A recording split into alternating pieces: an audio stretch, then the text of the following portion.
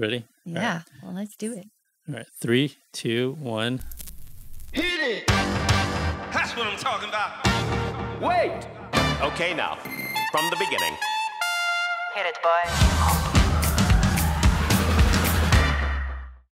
Welcome to episode 1 of the Jeffrey Lynn podcast. I'm excited to kick things off with my friend and celebrity makeup artist, Jessica Hoffman Shakir. She's here to share what she has learned and how she has grown from living with severe scoliosis, pain, and uncertainties. Jessica has been in the entertainment and beauty industry for 22 years. Some of her celebrity clientele include Karlie Kloss, Brooklyn Decker, Kevin Bacon, Sylvester Stallone, the Backstreet Boys, and more. Jessica has regularly appeared on national TV, including ABC's The Fab Life, The Dr. Oz Show, VH1's Big Morning Buzz Live, Juice TV, as well as local stations such as Fox and KCAL 9. You also have seen her work in various magazines such as Entertainment Weekly, Glamour, Marie Claire, and The Hollywood Reporter. Recently, she launched her own makeup and beauty workshop called My Beauty BFF, which you can check out at mybeautybff.com. Behind the glamour, Jessica lives with severe scoliosis with spinal curves ranging from 47 to as extreme as 62 degrees, basically to the point of structural collapse. To this day, she suffers spinal, neurological, respiratory, and organ issues.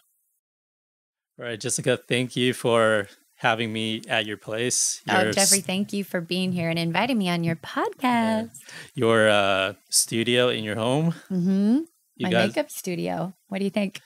This is where all the magic happens, or a lot of it is? This is where the makeup magic happens, yes. It's been a while since I've seen you, and I mean, you have a lot of changes. You're I'm married. You are. I actually think I saw you once after you got married, but yeah, I've known you from before until after, so it's always nice to see that change in someone. Oh, it's been wonderful. I am loving the gift of marriage, and it's this gift you get to open every day, and I've just waited for it for so long. You know, I was 35 when I met him, and I had that time to condition my mind to be grateful for marriage every day, all the good and the bad, once you have it, because you've waited and prayed for this for so long. So yeah, and you've grounded it in something. You remember what it's like when you were praying for it or wishing for it. So when hard times come, you're not the first one to bail.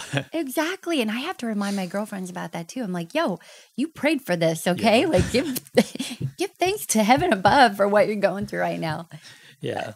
So has your schedule changed? I know before you were doing 50 different things. I mean, before even social media came along, you're one of those people that was doing putting out content on 10 different channels or more, right? Literally, like TV channels and magazines. Yeah, I'm so fueled by creating and my passion for art and how that parlays into makeup and dance and writing and speaking. Although I'll have to let you know, this is my very first podcast I've ever done. Really? High five to Jeffrey. Yeah, even though I'm a huge podcast lover and I listen to many of them. But yeah, creating has just been such a huge part of my life. And I'm so thankful that I found my love for makeup and helping women feel beautiful and live beautifully at such a young age. I've been doing it for 21 years now. I know I give my age away when I say that, but my passion for it all just had me saying yes to everything. And I was so thankful to be able to travel, and I still travel the world with what I do, with the skill set that I have in makeup and hair. But with the answer in your question, my schedule has changed. I definitely have different boundaries and priorities now that I'm married. And the other thing, which I know we're going to talk about in depth, is I need to make sure that I am healthy and strong to do what I'm here on earth to do. So I can't just be taking every job anymore and running around town and burning the candle at both ends. So I guess at one point you could say people could seen you on multiple mediums and channels, probably at the same time or in the same day. Maybe if they're watching TV, you were on how many different shows? I mean, as a celebrity makeup artist, and just like giving people Yeah. advice, and then the magazines. People probably open up the magazine the same day to see something Yeah, you've that's always worked on. fun, huh? Even I used to model and act in my 20s, and I Oh, no still way. love to. But even now, people say, "Oh my gosh, I just saw you in," and then they'll share with me the ad that I'm still in 10 years later.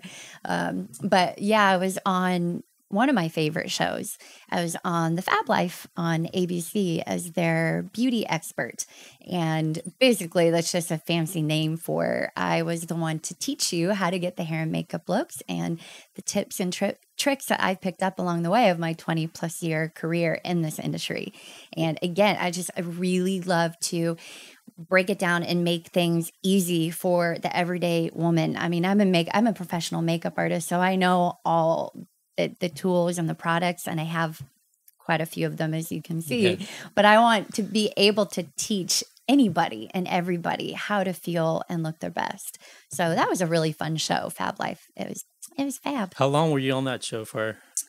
Well, they had one season, and I did, I think, 12 episodes. That's a lot. Super fun. Got to work with Tyra Banks and Chrissy Teigen and Josie and. So Yeah, how people. do you? I mean, you've worked in L.A. and New York and Hawaii, and there's so many. And Tokyo. Really? Yeah. There's so many amazing makeup artists in these big metropolitan areas, Yeah. and just so much going on that you need, big and small. So how did you get into be the one to go on a TV show, or even I guess morning news? You've done that, and how do you get into being on TV versus just working behind the scenes? Well, Or kind of how did you fall into it? Is know- it something that just happened, that you had the opportunity, or is it something that you tried? okay, I'm going to tell you something that most people don't believe. And I was terribly shy when I was young. I mean, through junior high and high school even. Terribly shy, did not want to talk in front of people. A microphone scared the you-know-what out of me. And it was because I had a pretty bad speech impediment when I was young that thankfully I grew out of mostly. Not completely, but I'm totally okay with it now. And so I loved the art form of makeup because I was behind the camera. Like I didn't need to be the one in front of the camera. And I loved, and I still love, helping other women and women get ready for on the camera moments. And I'll tell you, when God started healing my heart from all the insecurity and all the fear that really held me down, that really stopped me in my tracks from doing what was in my heart to do, I began to be freed from those insecurities. And little by little, I felt the desire grow to share my story, to speak, to talk with people. And I know that knowing what it's like to feel quieted, to have these voices in your mind saying, "Oh, don't talk. You don't know what you're talking about. Shut your mouth. Like you talk funny," all those different things that I heard and that I battled. Knowing how that felt, I felt almost like I was in a prison. I don't want to ever feel that way again. And because I've been set free, and can I just be real and talk like candidly, Yes, my story? So because I've been set free by the love of Jesus and what he says over me, I don't ever want to feel imprisoned again. And so my desire to share with other people how they too can live a beautiful life, how they too can feel free, even though their circumstances might not have changed, but their mind can change about it. How to live with gratitude and joy. I couldn't stay quiet any longer. And so I began to talk and I began to speak. And little by little, I began to teach. I began to teach makeup. And, they say in the industry is all in who you know. Well, because people need to trust you and they need to know what you're made of. Are you fake or do you actually walk the walk? Right. And so these relationships that I formed in this industry, which can be a crazy industry, but thank God I have had and still have wonderful people in my life in this industry. Is that window open? No. Oh, that window is closed. Honk if you love Jesus. Is that on the bumper sticker? Yeah. I can totally relate. Speaking is, well, for a while I lost ability to speak because of my illnesses. And Oh my gosh. I guess I always had a stuttering problem because of neurological issues and things. So, yes, when I learned about that Moses had a speech impediment I was too. just going to bring him up. Give me a high five, Jeffrey. Yes. He was the reluctant leader, but looked how God used him. There's so many things about his story as a person, Yeah. not as a giant hero, but as somebody who's flawed. And, I related to that. And, well, here I am doing a audio form media that I never thought I would be. I'm so proud of you. It just, and I'm so proud of, well, it sounds so vain, but me too. You have to kind of be a cheerleader for yourself sometimes, going, look at where it came from. I used to be so enslaved to fear and pain and insecurity.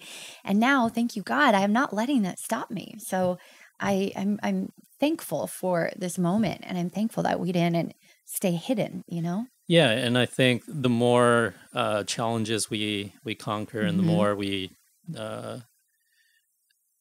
the more we believe that we can do more and become more, and I think you're a great example of that.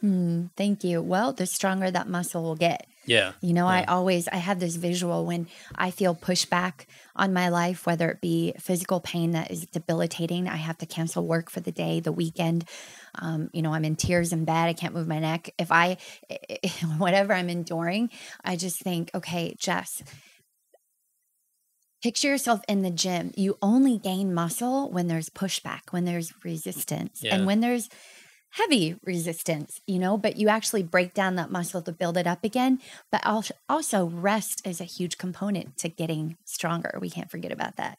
So allowing yourself to rest and allowing yourself to realize I am being refined. I am being strengthened from the inside out with every challenge that I overcome, with every long suffering or every test or long season of endurance. I am getting stronger. And so when you're doing a lot in the past, did you feel like you got enough rest? No. Oh my gosh, no. In my teen years and in my 20s, I had such a great adventure in my 20s. I lived in Tokyo for almost a year, 9 months. I lived in Hawaii for 8 years and then moved to New York City. I lived there for almost 3. And I was living my life. I loved my life. I loved what I did. I got excited to wake up every morning, even for those 5 a.m. calls. And I just, like I said earlier, just said yes to most jobs because I wanted to do it and I wanted to be there and I wanted to get better and I wanted to hone in and condition myself as an artist to be excellent, So now, I have to know, don't feel bad. Don't beat yourself up, Jessica, if you can't say yes to everything. And my social life has definitely taken the most, that part has changed the most because I have, and now my husband and we have these passions and goals and dreams that we know God has put in our heart to do and now to do together. And so I'm such a social butterfly, but I have to say no sometimes to driving an hour to a birthday party, even though I love that person and I want to be there to celebrate them. But I know my neck will not function properly if I don't get sleep tonight. So I've had to make changes in that way too. For those that don't know, like what exactly are the pains and sufferings that you're talking about?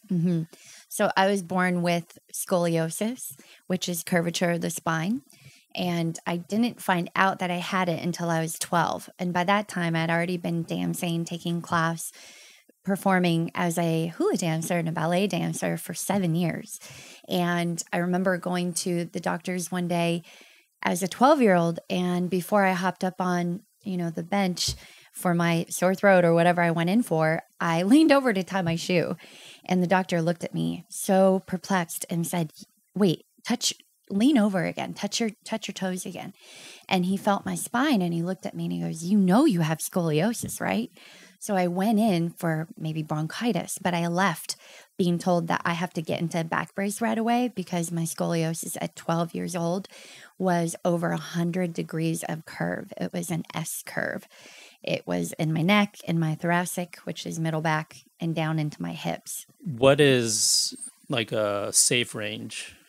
Well, they say that a lot of girls have scoliosis, right. and they might be in the 10-degree range.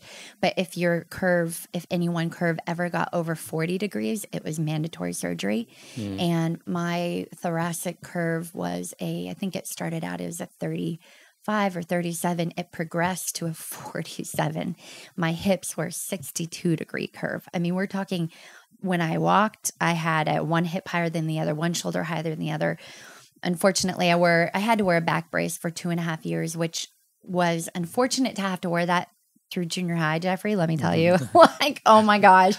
There's a lot of things that are unfortunate about that. Yes, about that time in our lives. But. So I got into a Milwaukee brace, which was metal around my neck, a metal bar down my front, 2 metal bars down my back. I had to stop ballet, which was my passion. My first goal in life was to be a professional ballerina. And because I was so afraid to talk in front of people, I didn't like talking, I grew very comfortable on the dance stage, on the dance floor, because I could emote and I could share with the world what I was feeling without having to open my mouth. So you didn't feel the problems with your back when you were younger? Because it didn't start out that way, or were you born with it and they just didn't know? I was born with it. I had a traumatic birth and it's hereditary, but I had a growth spurt around 11 or 12. So I was probably my height now at 12 years old. So I just remember my ballet teacher always telling me, tuck in your derriere, tuck in your core, hold your core. I was always being challenged with my alignment. It was off. And now I know why, because I was made that way. Yeah. I was born that way. And at 12 years old, my doctor found it. I still wonder, why didn't my ballet teacher find it? But alas, I was thankful that we found it. I got into the back brace. I wore the metal around my neck version for about 3 months. And I was told, they put the fear of God in me. I was told that you have to wear that thing 23 hours a day, 7 days a week. You can only take it off to shower and stretch. Now, what I know now, I wish that somebody said, no, take it off for a handful of hours a day. Only wear it a handful of hours a day. And in the meantime, condition your body and your muscles to be strong. Right. So I went from the metal around my neck to an under the shoulder brace for the remainder of my 2 years. And you better believe I got teased and bullied all the time for the way I walked and then the way I talked. And so it was just a real challenging, uncomfortable, and insecure time in my life. Was it really painful to walk around like that? Oh my gosh. I remember I was trying to be a brave girl, big girl, when I left my doctor for the first time with the metal brace around my neck. My mom and my doctor got me into the passenger seat of the car. And when they shut the car door and then took that time, maybe 30 seconds to walk around to the other side, I was alone.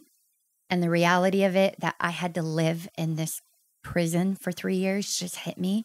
And I started crying and I just started bawling.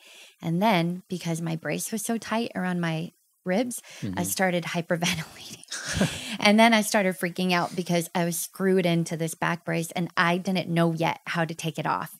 And so I was trying to catch my breath, and they ran back over to me and unscrewed it and took it off and let me breathe. And I just thought, God, why do I have to live in this thing? Oh, it was tremendously hard, especially as a 12-year-old.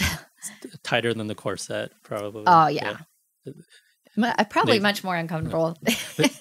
So they screw it in to, is it sort of like a mouth brace where they keep tightening it so that it's, what are the screws for? Is it just to keep it in place? Yeah, to keep it in place. So I kind of put the brace on as I was putting a shirt that ties in the back on or something. So one arm in front of the other. And then they attach the metal bars by screwing the metal bars together around my neck.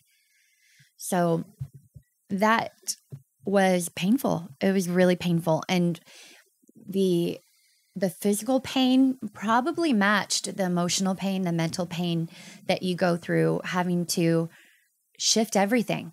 I didn't think that I could wear cute clothes anymore. And that was very low on my my fears. But I feared that I wouldn't hug anybody. Nobody would want to hug me. I feared that I wouldn't be able to dance anymore. I feared that I just wouldn't live comfortably. And I wore that thing faithfully for the 2.5 years. And what that taught me was discipline and to keep the big picture in mind. And I say, now I'm 37 and I could look back on my life. I learned how to have a backbone. I am a strong woman of God. I am a strong woman of faith. I am, Jeffrey, but I didn't start out that way.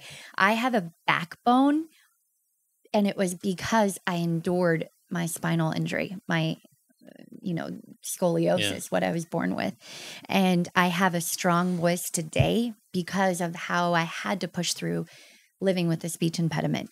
And the things that I am so grateful for today and what make my life and my spiritual life and in all ways of life, what make it so rich for me, even though I suffer from daily pain.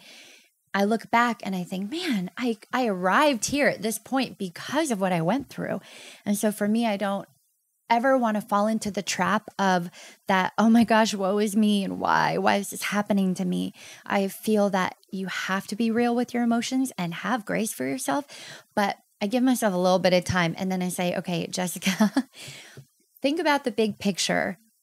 I can't let myself live in feeling like a victim when there's so much to be grateful for. And so I shift my mindset, and I have literally trained my heart and my mind to think on things that I'm grateful for. There's a scripture. Can I share this? Yeah, go ahead. In Romans 12 and chapter 12, verse 2. Do not be conformed to this age or to the world, but be transformed by the renewing of your mind, so that you may discern what is good and pleasing and the perfect will of God. And so I want to train my mind. I want to renew my mind every day so that I am not transformed by my pain, and I'm not transformed by the world and what they say. And there's so much to talk about on this issue, because chronic pain, especially invisible pain, I guess you can say, looking at me, you don't know that I'm in pain on a muscular level, on a nervous system level. I mean, sometimes it takes over my whole body, from my head to my fingers to my toes and everything in between. Well, your spinal cord controls so much of your body. Well, everything below the neck. Everything is connected there. Yeah. And, well, it's funny, a little sidetrack, but I was going to ask you a couple months ago, because late in November, I found out I had 3 discs that were bulging and damaging my spinal cord in my neck. Mm-hmm. And it was something totally different from my normal. And you're like, horrible. Another thing? Come on. Yeah. And I guess apparently it's been there forever. It just decided to show up now that for whatever reason. But so through that, I learned more about how much the spinal cord actually does. I always knew that you could, I guess you could have been paralyzed if you got any worse, right? It could have, the movement of my spine and my rib cage and how it's all shifted. And it's not just left to right, it's a spiral twist. And so it affects everything from my pelvic floor to my breath and it could have, if it got worse, it could have led to my organs being compromised. Right. So that's what I was told. Yeah. Mm-hmm. Well, I'm sorry that you have to endure this set of problems. No, but you're the, so much more about this than I do. I just thought about you when that happened. It does affect everything. And, I've had people,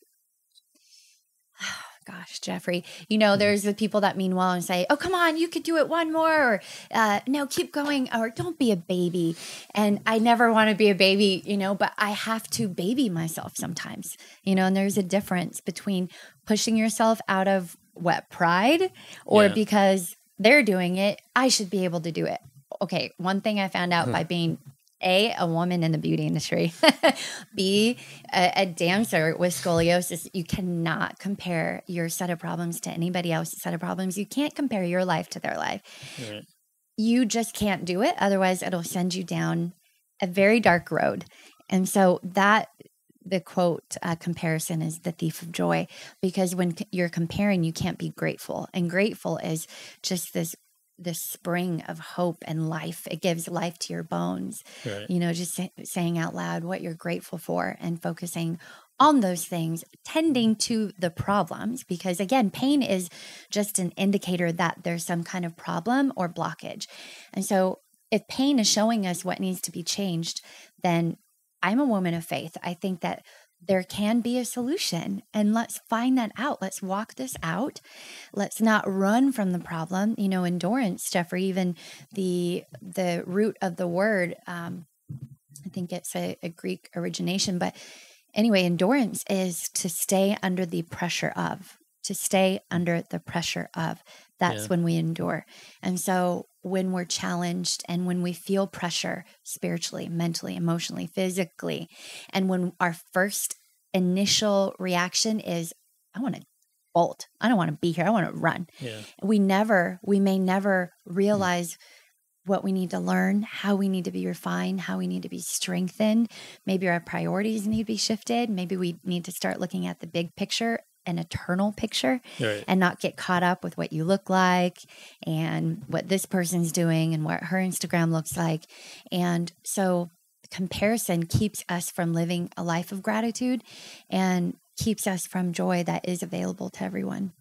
As long as you're doing what you feel like it's helping you to improve, because I guess there's a way to look at it saying,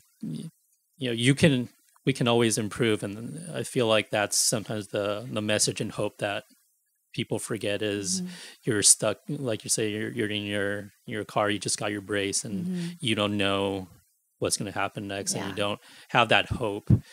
So I do want people out there who are struggling to know that there's hope, and they can improve, they can change, but it's relative to yourself. It's not, And if you you're can't compare that to anybody else, right? Right. Like, If you're trying to learn to, do ballet or something, anybody can improve, but there's some people that are more talented or just have the body type, or they don't have scoliosis or whatever the issue is, but you can improve for yourself. And thing that's lost a lot when you're only comparing to somebody's best, or they were born with this but they weren't born with something else. And you know what the truth is, whatever you feed the most will grow stronger in your life. And so we have the opportunity every day to feed hope or to feed into hopelessness. And so every day I feed into my hope, even though I might feel and go through days or seasons of feeling hopeless, but I push through and I feed that hope. And now it's bigger than anything else in my life. And it isn't a one-day makeover. I mean, if you knew me, if we were doing this interview when I was 18, oh my gosh. And now 21 years later, I'm 37 now, as I mentioned. But you have the opportunity to feed healthiness and hopefulness, or to feed something else. Well, you've been feeding it for decades. Decades, and so have I, and that adds to the pool of experiences and the things you can pull from when things are difficult.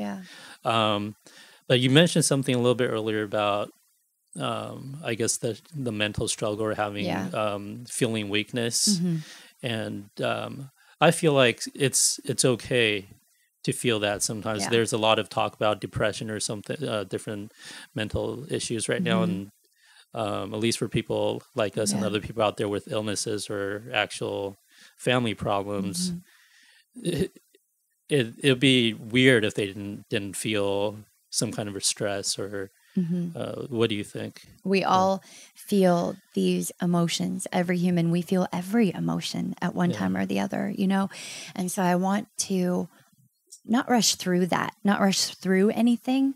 But there's also a scripture, Jeffrey, that says, yea, though I walk through the valley of the shadow of death, I will fear no evil. And so I want to remember, even when I am in a season of extreme pain and fear of what will my future look like? Will I be able to walk when I'm 50, when I'm 70, when I'm 80? I'm walking through that, and I have to remind myself, don't camp out there. This is not where you're pitching your tent. This is not where you live. You walk through the valley of the shadow of death, through the valleys to the mountaintop, and then another valley, and then another mountaintop. So I think it's really important to, dissect everything. Why am I feeling this way? Where does this come from? Yeah. Where is my fear coming from? Because God didn't give me fear. That isn't of him. And so I don't want to be overwhelmed by fear. And so I have to examine my life. There's another quote I live by, an unexamined life is not worth living. Well, that sounds very dramatic. But basically, don't go through your life without examining why you feel the way you feel. Because we feel the way we feel, and that leads to us acting the way we act. Yeah. So I feel that, and what I've known to be true for me, is I need to never, ever, ever forget that I have the ability to train my mind. And when I train my mind, condition my mind to think on certain thoughts, that my brain actually shifts and changes. So, and then your brain controls everything, So I can't forget how powerful and necessary it is to condition my mind and to not glaze over that. And I think a lot of people in their 20s do. And then we end up in our 30s and we're like, wow, I have some really bad habits. I think really negative thoughts. So I had to do a lot of work. So what I'm saying, the makeover in me, even from in my years of battling with intense fear and insecurity and hopelessness, and who I am now, thank the Lord. It took years of work, and it took years of training my mind and training my heart and asking for help and finding a team of therapists. I have 5 therapists that really help me feel at the same time healthy. Or over time. Over time. But when I am feeling my most aligned and strongest, and when my pain is minimal, it is because I am working with my myofascia release therapist, and that deals with your connective tissue, which deals with your everything really, and my nervous system. So when I'm working with, shout out to Mikai, she is my myofascia therapist and a dear friend of mine. When I am doing my chiropractic visits, my upper cervical chiropractic, shout out to Dr. Tom. Can I do shout outs on your podcast? And, when I'm doing my acupuncture and my cupping and my PT, my physical therapy, Pilates, and probably a lot of other things, then I feel my best. And when I let any one of those go, I start to feel the weight of my pain come back. And it's like, why don't we do the things we're supposed to do every day? So you're talking about both physical and mental, emotional pain. Yeah. Yeah, you always want to surround yourself with the best people. And I feel like a lot of people don't have the best support system. Sometimes it's not really their fault. But you got to actively search for these people. And sometimes it takes a while to find the right ones. Yeah. So how did you get through? Did your spine just automatically align after you finish using the brace, or is that I love this question. How does that? Yeah, I'm just curious about the technicalities of how it works, because as you said, there are things people know now, some with physical therapy and strengthening your muscles, that probably would have helped you more. I wish I knew what I know now then, but 20 years ago they only had limited amount of information on how to treat scoliosis. It was either you jump into a brace right away and live in that thing, or you have surgery. And those were really the only 2 options I was given. So of course, I'm like, I will take on that brace for 2 or 3 years. Oh, help me, Lord. If it means that I don't have to endure spinal fusion surgery. And for all you ladies and some men who have gone through that spinal fusion surgery, my goodness, you are warriors. That is no joke. But let me tell you, after I got out of the brace, I was rejoicing. My mom took me to go buy new clothes. I can finally wear clothes again that I didn't have to worry about hiding the metal bar down my back. And a couple of months after I got out of that back brace, I started feeling a lot of pain through my spine, down through my limbs, everything. Was it just not strong enough? Exactly. So no one told me that a daily conditioning to strengthen your muscles was needed to keep my spine straight.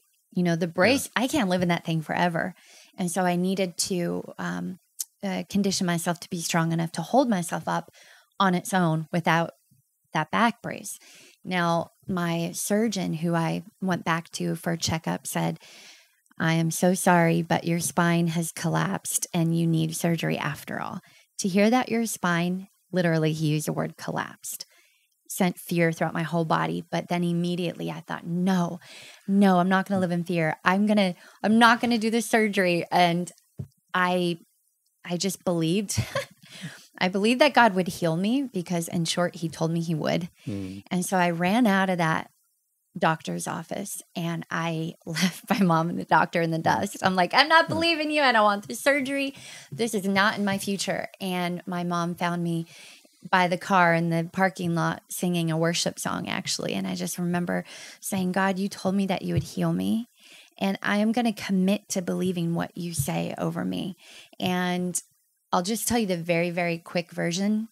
And then we can go back in if we have time to delve into more.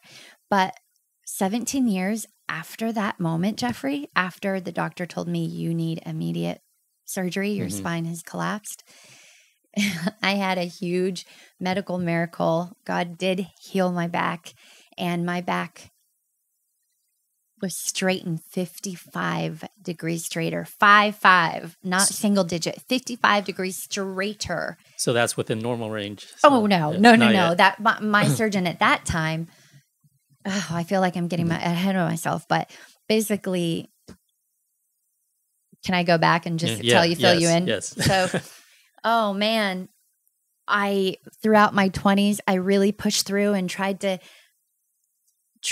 to live a normal life. And I worked really hard at all my therapy and stretching and strengthening. And so you can go around life with a collapsed spine. That's something that's possible. Or was he exaggerating? Was it just No, he said my spine collapsed and that if I didn't get the surgery, my organs could suffer. And collapse, he meant that it's twisted too far that it can't hold up your body weight. Is that kind of what it means? I had such a massive S curve that it just kind of dropped. Kind of like my the leaning rib cage. tower of Pisa going beyond a certain degree. Exactly. And then it'll fall over. Yeah. Okay. And I remember I just want to clarify that it's not compression of the spine. It's there was that too, but it was a leaning to the point of your organs are going to be this is coming after so many years of having the brace on. Yeah, and I wore that thing faithfully. Yeah. I was a 12-year-old wearing something like that you feel imprisoned by. It took away my dream of being a dancer. And that was before Iron Man was popular. Yeah, I would have owned that. Yeah. But yeah, so throughout my 20s, I lived with that. And there was a moment when my older sister Maria was in Hawaii visiting me. This is when I lived in Hawaii for 8 years. And we were going to go out to dinner after I worked the whole day. And I thought, oh, Maria, I just need to stretch my back. I'm so sorry. And I would always apologize. And I was leaning over and just trying to gain a little bit more energy to then go out to dinner because she was visiting. And she looked at me and she's like, Jessie, that's my nickname by living in Japan for 9 months, by the way. Jessie. She's like, Jessie, you poor thing. Oh, I hate that you have back pain every day. And I looked at her, I go, well, everybody has back pain every day. Yeah. And she looked at me and shook her head no. And I just started bawling, Jeffrey. And at that point I realized I need to really look at this thing. I need to work this out. I just can't keep, it'll be okay one day. Life is good. And I just cried and cried and cried because I realized for some people, they don't live in daily pain. And it was kind of an awakening for me, you know? I do. And I had to be okay with it, but then I also had to be disciplined to keep looking for an answer, to keep looking for relief, to keep helping myself get stronger. Well, I guess you're transitioning from the child before into the adult and having to face it and figuring it out for yourself. Yeah, and that could be really scary. Now, I got to the point where in my 20s, late 20s, I couldn't take on work. I got to the point where my pain wasn't just pain. It was my breath was different. Different organs were spasming. I mean, it was painful to be in my cage. And I would call my body my cage sometimes because it felt like a trap. Get me out. It felt sometimes like a cage. And yeah, I've wanted a new one myself. Right. When we get to heaven. And so this pain took on a whole different level of pain for me. And I thought, okay, God, I heard you. I have built my life around actually having faith in you that you can heal. I know we can heal. I've had friends who've been healed of crazy things. Yeah. And it's not promised to us. And I have to be okay with what I'm given when I'm given it, you know, and I have to just thank God for what I have and when he gives it to me. And so the pain got really bad, Jeffrey. What I'm trying to say is that I ended up going to a surgeon in Hawaii, the best of the best. And he was great, Dr. Awaya. And there's so much to say. I'm sorry.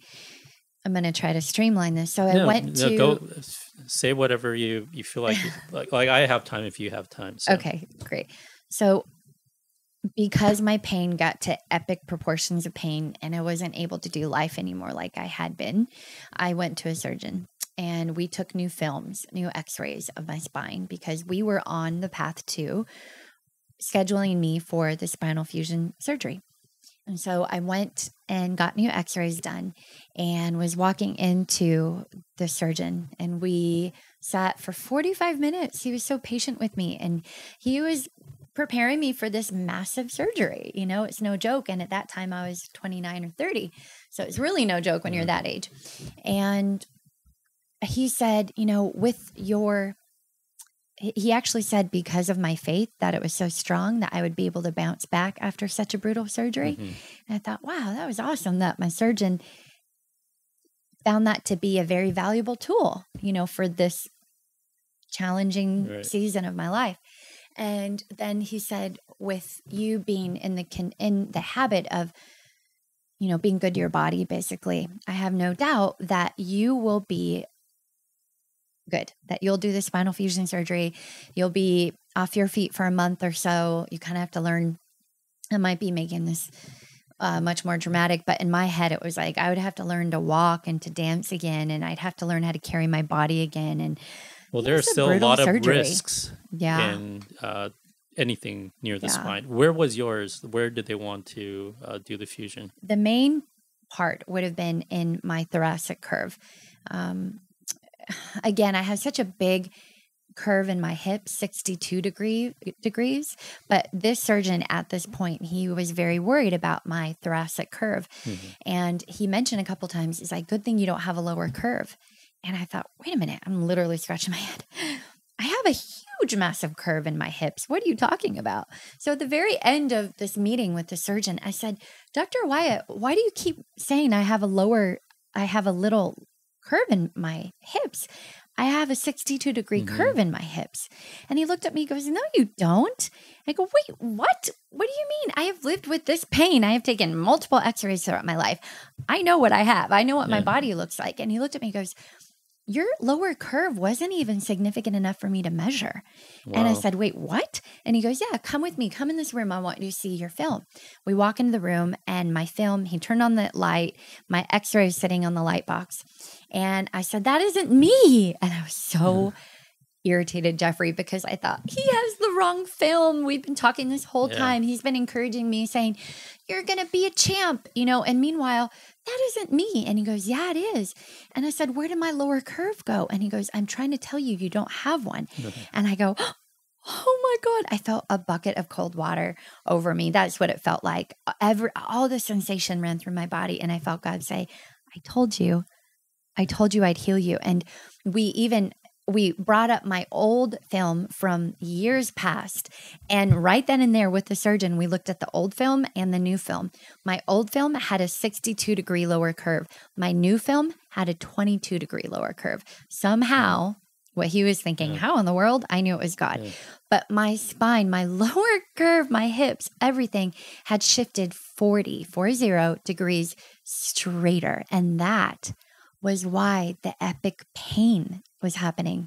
It was pain because my body was getting better, not worse. Yeah, and it was getting used to a healthy spine or a better spine, and having to incorporate that into And then the doctor looked at me and said, well, I don't know what to say other than I don't want to operate on you right now. This is crazy. Come back in a few months, 6 months, and we'll take another x-ray. So why was he offering the fusion on the upper half, or he still thought that was bad enough? Yeah. You're right. It was still bad enough. So my hips got into a place where he didn't have to do surgery on my hips.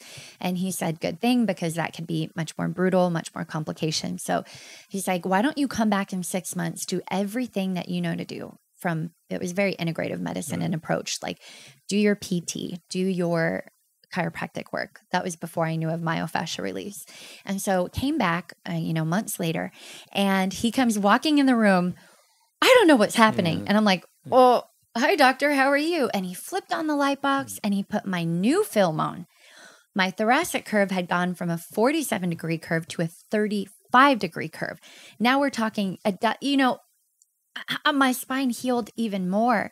And he looked at me and he grabbed my forearm. I will never remember how this felt, how it looked, what I was wearing. I mean, I remember all the moments, the details. And he said, what I was going to do to you through surgery has happened without me. You don't need me right now. Yeah. And I'm believing I won't need surgery ever because, and I know maybe this is shifting from what we originally were going to talk about, but I know that God heals. I believe in miracles. I've seen them. I am one. I mean, we all are.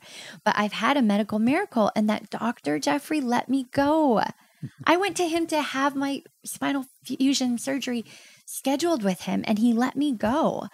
And I was blown away. But that was when I was 30, and my spine is still in that state. I don't need spinal fusion surgery. But the nerve pain is sometimes unbearable for me. It's something you're still... Yeah. What is that like? Is it just in the spine, or is it throughout your body? Does it affect your legs and your arms? Yes. Yes. And like you say, your organs, your lungs, and does that still get affected? Yeah. Every once in a while, I'll feel tingling in an organ in my right side where I tend to kind of collapse into my hip, like is my that right the weaker rib cage. Side? Yeah. Well, that's the painful side. So my right rib cage will sink into my right hip often, but with strengthening, I could alleviate that. And my nerve pain and my neck pain are very, very troublesome, and unfortunately very frequently interrupt my life because my spine has shifted straighter so much that my neck is still getting used to this whole new body. Right. And my nerves are still getting used to all of the shifting. I wish I knew the answer to this, but I don't. So does the nerves grow as you age because you had this spinal problem when you were a young girl? So when you were growing, and I would assume some of the shapes were kind of set in. And if you're trying to extend it as an adult, when you're trying to straighten it, does the nerves, spinal cord get is it able to extend and accompany it, or is it just going to stretch and be painful? I mean, that is what myofascia is so great for. It's basically dealing with the connective tissue of the body, and the connective tissue holds up, so they're finding out, holds up your skeletal system. Yeah. So when I work through, and if I could read you a quick little thing, because my myofascia technician sent this to me, but myofascia is dealing with the connective tissue system, which is now understood to have a postural role in the body alignment as never before. Connective tissue is a large interwoven web of collagen-like tissue fibers that connect all the different parts of the body, bone to muscle, ligament to bone, tendon to muscle, and so on. And so when I feel my body breaking down, I'll literally feel a nerve being pinched, and that sends pain through. It's usually the right side of my body. And so I'll have headache only on my right side of my head. My right ear and my right gland will, be compromised, but it's down my right shoulder, right hip, radiating into my right hand for my fingers and my toes. So many times I'll be like shaking my hand or just shaking my right foot because of the nerve pain while I'm working or something. But with all the different therapy that I have and attacking this problem, getting to the root of the problem from so many different layers of the problem, I'm able to find relief so much more than I ever have. And I'm an optimist. And like I said, I am a woman of faith, and I choose to be. But I really feel that there is a solution to bring us even a moment of relief. And I pray for everybody listening that they are encouraged and that they are empowered to continue to search, to find your team, to find therapists who can even maybe not take away the problem altogether. Maybe I will have to live with this for the rest of my life until I get to heaven, until we're pain-free. But those moments of sweet relief are to be celebrated, And I really feel, I want to tell you, my gift of joy and happiness, I feel is only so loud in my life because of all the challenges and the heartbreaks that I've had to endure from an early age. Right. And we won't have no time to get into this now, a whole different podcast, but our daddy died when I was 4, 2 weeks before my birthday. And I remember just feeling devastated, as one would. Yeah. And knowing and being familiar with that kind of heartbreak that early on, knowing that anybody could go at any time. The truth is, we're not promised tomorrow. And so what I want to live life, how I want to live this life in the time I have left is walking hand in hand with God, being grateful for what I have and working through the problems that I do have. Right. And it takes teamwork, it takes faith, and it takes discipline.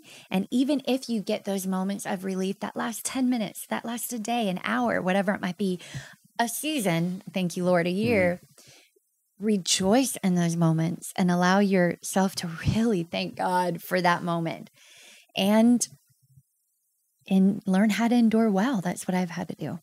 I mean, the things that happen to us, and we can't really control the time or people passing away. I'm sorry about that.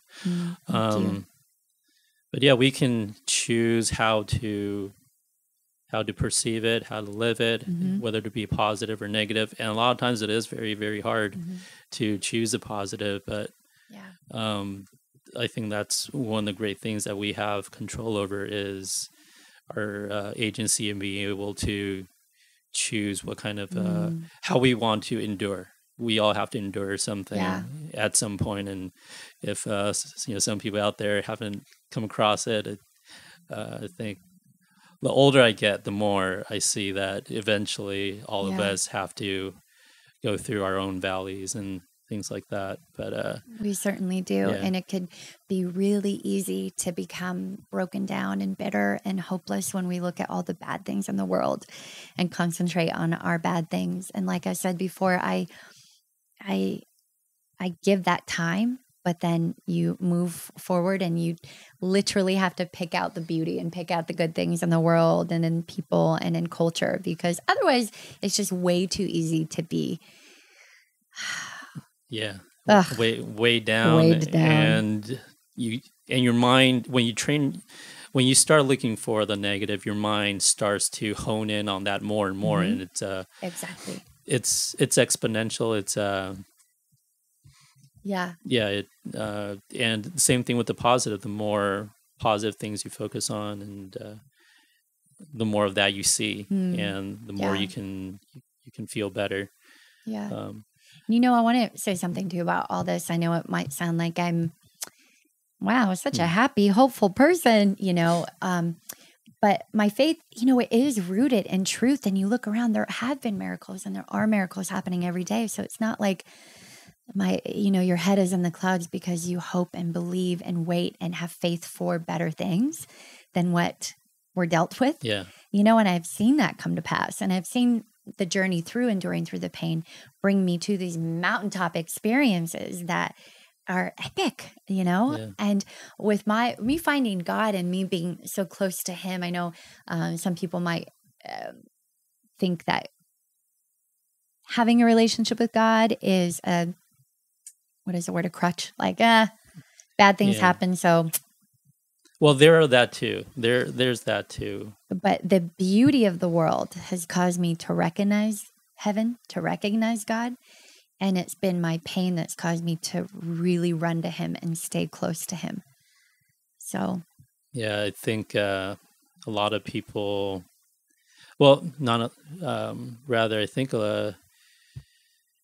your situation is, if it's not that extreme, you don't notice the miracles, even though, like you said, there are a lot of tiny miracles that, at least for me, because I've gone through various things, and just being able to hold a pen, or just being able to breathe. I mean, I'm sure you've had that too. Those little things that people don't notice, or get to walk to your car, get to drive. Instead of being angry at the traffic, I'm like, well, I can come out all the way and visit you, and that was something that was impossible at some point. And I mean, I can understand your fear when you were younger, and putting on the brace and not knowing what's going to happen, because as far as we know, a lot of times in our lives, our whole world has changed, and you have to, everything that you expect, that you kind of hang on to, and that's gone. And so there's way too much unknown for you to process in that moment. You kind of break down. But I mean, those are the experiences that teach you that everything around us is a miracle. Just the fact that buildings are standing, and how we're able to do so many things, even though we're weak and we're fallible, and we don't make the smartest decisions most of the time, but somehow we get through. And that testifies to me that there are miracles all around, kind of keeping us on a good path. Definitely. And your mindset is so important with life and during life in general. We live in a broken world, with broken people, and we're all just trying to find wholeness and healthiness and happiness. And, for me, I know that comes from basing my identity in the one who created me, and the creator of the universe. When I was in that back brace, when I was told I couldn't dance anymore, and even after I got out of the back brace, I tried to hop back into ballet. It was so hard. But I actually had a little bit of a professional career as a hip hop dancer, actually. Oh, really? Yeah, until the back pain got the best of me, and then I had to walk away from it. But yeah, when you're younger and you think, I want to be a dancer, and then that's taken away from you, it's an issue of identity as well. Yes. Because you feel, who am I if I'm not this? Well, let me ask you about that then. Yeah. Your work is so much out there that people identify you as a makeup and beauty expert, but a lot of people get tied up into my identity is me, and when that doesn't go well, or if they're not achieving what they want to, their whole life falls apart. Yeah. Like, how do you view your career, because you've worked so hard for it, and you've had to give it up a couple times, or step back from it. And that, I think it's even scary for people, having to step back from their careers and their dreams. Yeah, this is a really good question. I'm glad we're jumping into this, because identity is often where a lot of Actually, let me just reword that because Okay. what I'm trying to do, Jeffrey, is not tuck your ear off the whole day. I want to like streamline my thoughts. Okay. Identity is such an important conversation to have. I look at my career that I have been entrusted with this gift, that it is my vehicle to do the real work that I'm here in this world, which is to love on people, to love God, to tell them that God loves you, and to serve others and glorify God. Basically, in a nutshell, my goal and what I want to do in life is point back to heaven where every one of my blessings came from. And so I look at my career that it has been gifted to me, and I'm going to make the most of it while I have it. My body as well has been entrusted to me. I didn't sign up for this body. It was given to me at birth, you know. It's my earth suit, my shell, I'm borrowing this body because my soul will outlive my body, this earthly body. And if I think of it that way, if I think God entrusted me with this particular body, with this set of issues, with these, you know, beautiful characteristics, with these ugly things about me. So I have to do the best I can to steward this well. And it did teach me the lesson of identity. Where am I building my identity in? When I was 12, when I had to give up dance. And it was then that God really started shaping my heart and my identity in Him, because it's the one thing that can't be taken away from me. Right. I am His creation. I am a daughter of God. I am a human. I'm a woman. Those are things that can't be taken away from me. A dancer, yeah, that career can be taken. Makeup, you know, that might not be in my life forever. I think it will be, and I want it to be. You know, and when I share with high school or junior high women, girls, and we talk about identity, I have them bring out a piece of paper. Maybe for those of you listening, you could do this too, or you could just take mental note. But I like the power of the written word, the power of writing something down. You kind of give it life. It's staring back at you. Well, you commit to it. It's an action. It's not just something you can hide from yourself and other people. Yes. So if you're driving or whatever, you could do this mentally and then eventually write it down. So I tell these high school girls or junior high girls, write down everything that makes you, you. We're talking about identity today, girls. So they're writing down cheerleader. I'm a brunette. I'm in 5th grade. I am in honor roll. I am somebody's girlfriend. I am somebody's sister, or whatever it might be. And I go, okay, great. Are we done? So take a look at your paper, everything that you've written down, everything that makes you you. Now, take away everything that you will eventually grow out of. So you won't always be in 5th grade. So they're like, okay. So they scratched off everything that they'll naturally grow out of. Yeah. Okay. Now take away everything that you can change. You know, everything that can be taken away from you. And I said, what's left? And the things that they read to me, what was left, you know, we're being loved by God. We're being a creation. We're being a human. We're being made and created in such a beautiful way. You know, those things that can't be taken away from you, you can't outgrow, and they cannot change. There's really only a few of those, God's love. Yeah. And that's where my identity is, because no matter how much the world shakes around me, I am not shaken.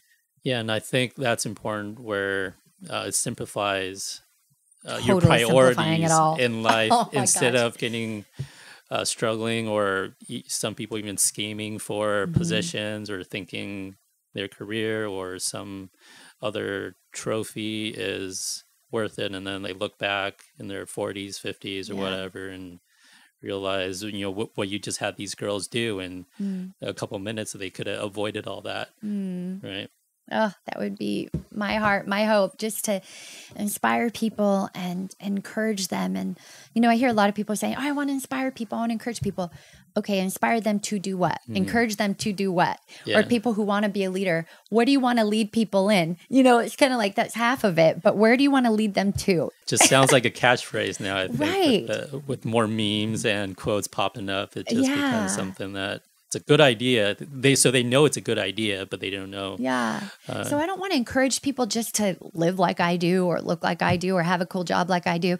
It is so not about me. I want to don't look at me, just look up. I want to encourage you to look up where your help comes from, and be every single thing that you were created to be. And that will not look like me, and it will not look like anybody else. So that is my hope. Yeah, and I guess in the hardest times, it's our Lord above is the only one that can help us, especially when we're alone or with problems that nobody else understands. Yeah. Sometimes it's weird. I feel like there so good. are people who are the answer could be right next door. When I'm stuck in the freeway traffic here in LA, sometimes I wonder, hey, could the person holding the key to helping me be sitting next door? But you just don't know. Yeah. And that's when omniscience and the eternal perspective that comes into play, because as smart as we think we are, I don't know, maybe someday we'll have an app for that, like connecting with people next door or people. There's an app for that. Yeah. But yeah. We need help, though, what you're saying. And it's so true. We can't do it all on our own, especially from our perspective where we're at now. Yeah. I just mean, there's a lot that us human beings have figured out. And as you've shown, we do need to work hard and still learn and try our best to do it. But a lot of times it's, you just don't have access to the person you need, or the time isn't right, or, like I said, they could be next door, they could be upstairs in the hotel, but you just pass them, like they're probably a couple inches away from you, like the person, that could help you financially, or your future spouse or whatever. But it does take divine guidance to make that happen. Yeah. I want to encourage people on that note, Jeffrey. What came to me is I've lived a lot of my life feeling so far away from any kind of answer or relief or any kind of anything, and I just felt like, oh, I wish I had more money to do this kind of therapy. Oh, I wish I knew this kind of person that could. And it is a daily, you work at it daily. And I just want to encourage people out there to not feel that there's no hope. What you were just saying, like, pray about it. Pray, ask God, bring this certain therapist into my life. Help me find the right team. I've literally prayed in all the people who are helping me now. And there is a way, and it may take a long time, but don't give up and pray your way through the pain. And I know that there's relief available, and I know that there's hope and joy available despite what you may be feeling. Right. And even with social media now, I think we can connect and help each other more and find our communities. I mean, there are a lot of communities of people dealing with various diseases and various issues that we didn't grow up with before social media. That wasn't available. As we're there's one last thing I want to get to before we wrap up, and is what kind of advice or thoughts do you have for other people with various illnesses, or it could be just difficulties with their families, because you do have, in a way, you've been an entrepreneur for I guess a freelancer entrepreneur for, I feel like all my life, really. Right. And that's not something. I was born that way. That's not something that was as readily available as it is now. But I feel like it's a great opportunity for people who do need flexibility, whether if it's if they're in pain or if they just have a child to take care of. Like, what are your thoughts about or advice for people like that who might look to working for themselves to get around whatever problems they have? Yeah, it's been a blessing for me in my life thus far, and even looking forward to eventually having children one day with my hubby. They'll be really good looking children. Oh, you're so sweet. They're going to be really silly, that's for sure. I'm pretty sure about that. But my work and the career that I've been blessed with and that I've worked up to have has helped me so much, because when I do need to have those moments where I need to rest my body, or sometimes, a vertebrae will slip out of alignment in my neck and I'll lose most of my motion. My range of motion is so limited. I can't even look to the right or left. I can't even brush my teeth. It's very scary. But I know, okay, I know what I need to do. I know this will take time. I can't go to work for the next 4 days. That I know. And so having the flexibility and the backup of the work that I do has been so helpful, such a gift for me to have that peace of mind. I don't take it for granted ever. And I guess my advice for people who do suffer through pain and want to take matters into their own hands and either work from home or build up their own dream and build up their own business. It's such a tedious task at the beginning, as is anything, that I want you to, yes, look at the big picture. What do you want to do with life? What does life really mean to you? But don't get overwhelmed by the big picture. And then take it a step back and do bite-sized baby goals and celebrate each victory, each step, and do not beat yourself up. You have to have so much grace for yourself. You can't think, you can't be mean to yourself. You can't be mean to your body. I've changed the way I talk and think about my own body. I sometimes, even when my neck goes out or something, I'll go, "Oh, neck, I'm so sorry you're hurting too. You're just trying to do the best you can," And that may sound really weird, but those thoughts are really important, So getting back to your question, Jeffrey, my advice for entrepreneurs who want to have their own business so that they can take care of their bodies, it takes teamwork. Teamwork will make your dream work. It takes discipline and, above all, faith, not just in your dream, but faith and above. Like, God has endless resources. Do you know that? Like, his resources never, ever, ever run out. His money, the people, the connections he has, those never run out. And it's always available if we ask, if we seek. And so I've loved being an entrepreneur all my life. And I thank God for my journey, whether it's been painful or not. I thank God for it all. It's made me rely on him so much more. And I am so much more thankful for what I have right now. There's a lot to say on that topic of advice, Jeffrey, but grace and faith and teamwork and well, what else jumps out at you if you want to elaborate? Or within the realm of teamwork, surrounding yourself with people who have the faith for you as well, who have faith in that dream, who can cheer you on, who can speak truth over you. That's a huge one. I always pray, and my goal is I want to know truth for truth and lies for lies, and I don't want to get it mixed up.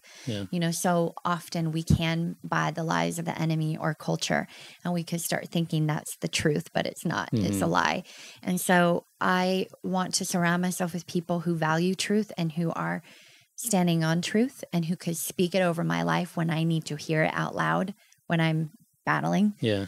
And so with being a creative, surrounding yourself with people like that who are also creative has been very valuable. If I know if they could do it, I could do it, and if I could do it, then I want the girl, who's just starting out to believe that she could do it. Yeah. Because it's proof. If one person got there, then we all can get there.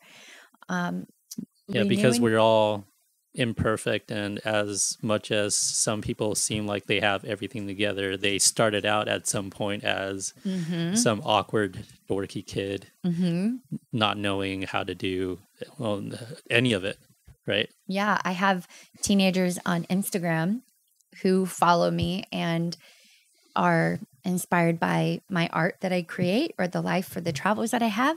And they'll often private message me. And it's this message of they're beating themselves up because they're not where I'm at.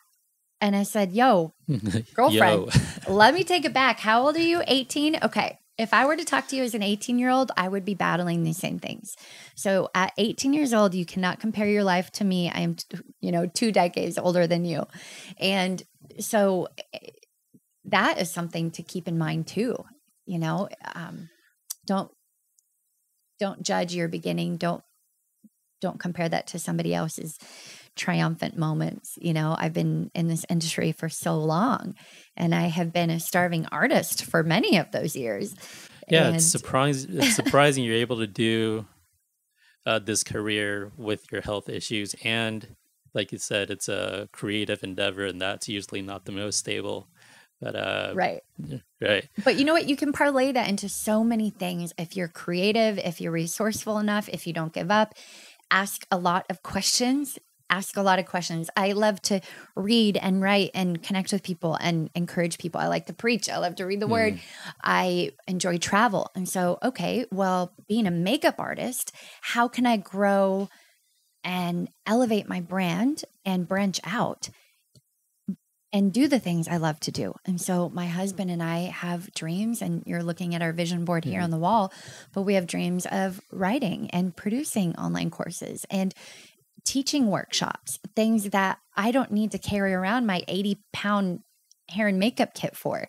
You know, I could create and produce those things from my home, and I could be good to my body at the same time. yeah, And so always growing and evolving and not stopping at, oh, okay, I've arrived. I'm here. I could sit back now.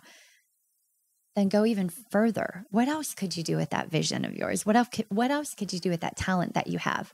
right. And I think the problem of some of these kids thinking they have it all figured out is you don't know what opportunities and options there are until you get to the next step.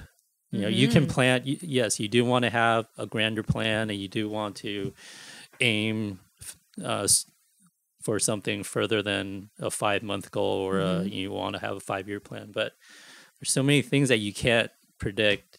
And a lot of it is blessings that you wouldn't know until you get to a certain place and be like, huh, you know. And the things that I am saying yes to today and we're accomplishing today, my teenage self would have been so scared.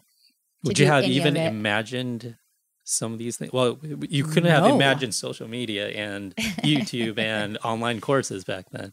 Right. No, I could not have imagined. I mean, I've always been a dreamer. I've had high hopes for my life, but never. I mean, the makeover that God did in me is extreme. And because I know what it feels like to be burdened and imprisoned, I have a huge heart to help women feel and live free and step into healing and step into feeling and knowing that they're beautiful and living from that truth.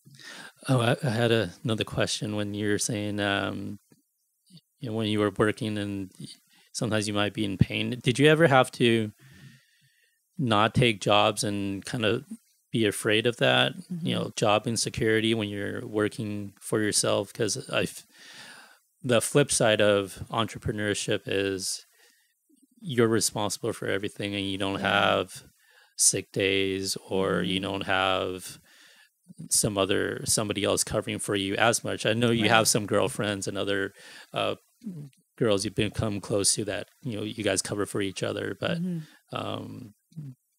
did you ever have that period where you struggle to go? And how did you put on makeup if your arm is numb? Like, how did you do something artistic with your hands if you're in pain, or you have nerve issues and you can't control your hand? Yeah. So many times, Jeffrey, and sometimes I could be great one day, and that night a vertebrae can slip, something can pinch, and I am out. And the next day I have to call out.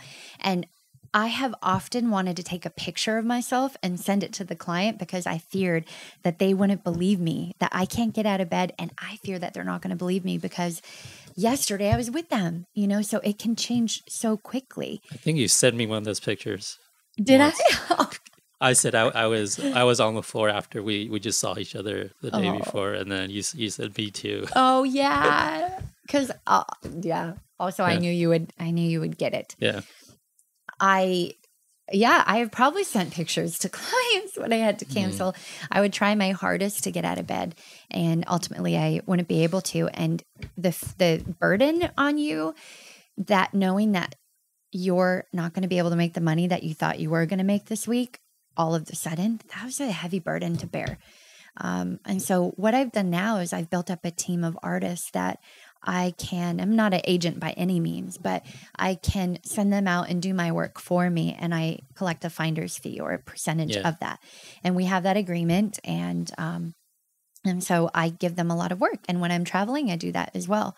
And so, just being resourceful and knowing how my life is for me. I have to think ahead and cover my bases in that way too. Be really creative with that. Yeah, and you've woven together a lot of strands to help yourself. Yes. But I try to have grace with people too when they cancel on me and they say, oh, I'm not feeling well. I have to remember, you don't know what people are going through. Their struggle and their pain might not be visible, might not be an outward shift in their appearance, but you do not know what they're going through, because I've had to have that grace from people many, many times before as well. Yeah.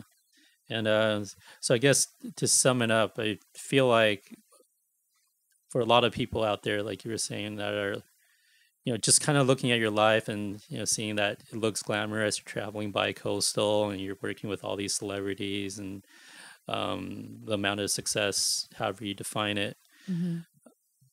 It's not a perfect road, and it's more of a stumble as you go in a way. So I feel like a lot of people could, like you said, take it easy a bit and, give yourself some room. And if you're not doing it perfectly, it's okay. You have the road's very long, and you have a lot more to do. And so, because I feel like, especially nowadays, people are so critical of themselves all the time, and that just wears on you. Yeah, definitely. And now when I endure those moments where my hip or my neck won't allow me to work and I have to be bedridden for a couple of days, I think, okay, I'm not going to beat myself up. I'm going to read. I'm going to listen to a podcast. I might just lay there in the dark with an ice pack on my neck and, and pray and just rest. Just allow myself the grace to be there and rest, and not try to fast forward with, the next thing. Just be present in that moment. And I cry a lot, let myself cry. But then I walk through the valley of the shadow of death. I am not camping out there, Jeffrey. That is not where I want to live my life. Yeah. And so then I march on, and, and then I regain my strength and I can move, and then watch out world. I'm like this firecracker of like joy and happiness, because I'm like, I can move. I'm free. Yeah. The first time I met you, I was a little freaked out. Like, who's this? Oh, no. Did I just have tons of energy? You did. But it's great to have. So, thanks for having me over, Jessica. Really enjoyed our Thank you for having me on your podcast. And I am so thankful that you're doing this podcast, allowing for conversations like this to be had. And, because oftentimes Instagram, you can't really go into depth with just anything. We're doing the reverse. We can change that. We're doing the reverse. We're kind of pulling back the curtains and showing people that it's not always glamorous, but that's kind of how you get where you, that's kind of how you get through life, And it's really loving this podcast format, because we get to have conversations like this and share stories that you can't fit into. What is Twitter now? 140, 200 something characters. You just can't fit anything that's real and of value into something short or a 15-second video. It's impossible, and it's unrealistic. So, hope you reach out to people and people hear this and. Thank you. And for those of you listening, I hope that you pick up something that could help you through something that I said. I feel like, Jeffrey, there's so much more to say, and I probably didn't say the things that I wanted to, but I've loved the conversation with you. And for those of you listening, give yourself grace. There is hope. God loves you. I love you. Yeah, we love you. Yes. We need to encourage each other more often. We need to love on each other better, right? Yeah. So, and do that for yourself too. Have grace, love on yourself, be good to your body, be good to your life. You've been entrusted with this gift. All right. We'll have to have you on to talk about all the other things we like missed marriage. out on. I don't know if I want to jump to that yet, but I'm still working on that.